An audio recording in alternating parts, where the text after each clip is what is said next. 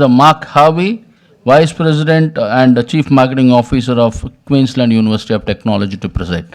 Please, sir. Great, it's terrific to be here, and thank you very much for the invitation. Daniel, I couldn't help but think how lucky to you to have 3 Vice Chancellors in your backyard giving you all the advice that you would ever possibly need. So, very, very good. What I'm asked to speak on is give my thoughts on a post-CAPS world. The great thing about being asked to give your thoughts is you actually don't have to do any homework, but what I am going to talk about is really based on many discussions that I've had over the last sort of 6 months with not only colleagues at my own institution but my fellow colleagues at other academic institutions here in Australia, and also in country to many of our partners, and which includes agents and many of the agents in the room here today. So if I go to the next slide. Okay, great. So, title, looking forward. What does a post-ESOS amendment bill, look like? What will the sector look like?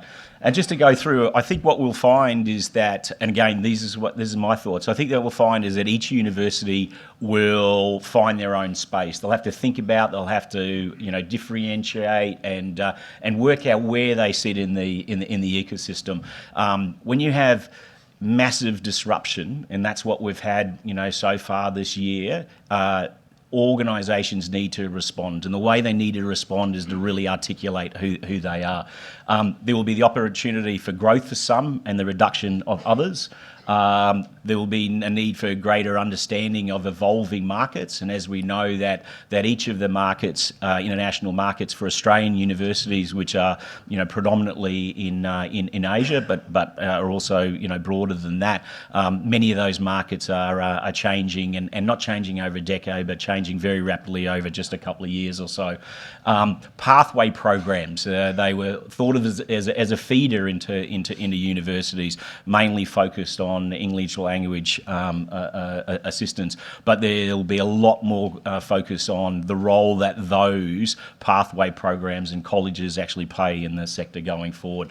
There'll be less onshore dynamics. I personally think that is a really good thing, but that will have ramifications, and I'll talk a little bit about that. Each universities will no doubt already be thinking about how do they develop their plans for those exempt categories of students. So those students that don't fall under the caps, how will universities, if they want to grow the numbers of those students in there? Needs to be a greater understanding of potential students. Largely, it's been a numbers game. Let's go out there, let's put our business development teams, our international office teams into play. Let's have people in country, and let's get numbers and bring them in. Now, under the caps, there needs to be a greater understanding of what those students want and what makes them successful when they come to study at our institutions. And finally, and I absolutely mean this, and that is that the role of agents is just going to elevate. As I said, they're the only people in the ecosystem who actually understands the students and understands the university.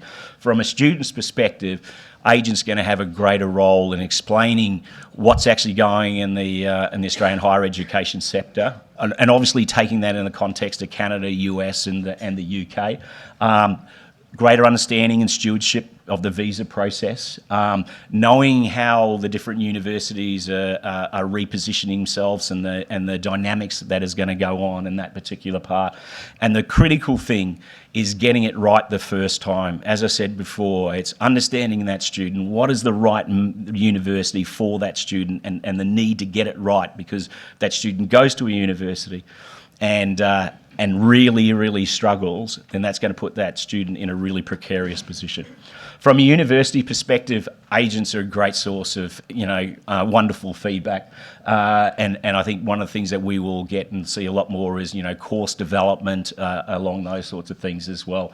And also onshore expectations. I think that's something that we could do a lot better on, and agents are, through their channels and feedback from students, a great source of information to provide the university where a university is doing well with their onshore patronage of students, pastoral care, all those sorts of things in those areas which they're not doing, so well with. And then finally, from the university is we want the right students. We want those students to come and to complete their course and go on to a great career. We don't want to get that wrong, and the agents were the ones who have the greatest insight into that. I'll leave you with a couple of questions, right? So these are the questions that I've been floating around in my mind, is that is there going to be long-term market damage to Australia? Is this something that's going to take us 2 years? I see heads nodding. Is this going to be something that's correct itself? If the bill passes next week, week after, wherever it is this going to be in the rear vision mirror in May next year? Or is this just something that's going to take us 4 or 5 years to recover from? I don't know the answer to that.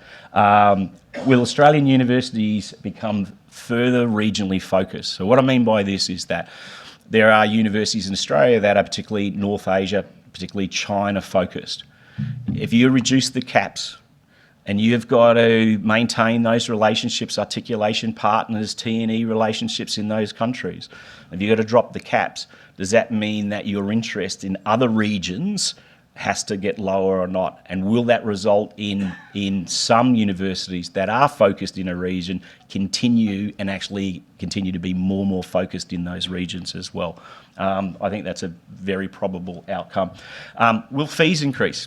400,000 students to 270.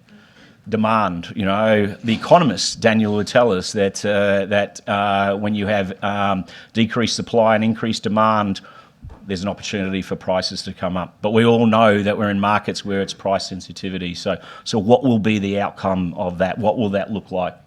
And then finally, I think we'll see a lot of evolution of T&E, maybe not so much in India and South Asia, but I think in other markets there will be, greater opportunity, and we will see change. But the question is, will it be slow and incremental, or will we actually see a step change as a result?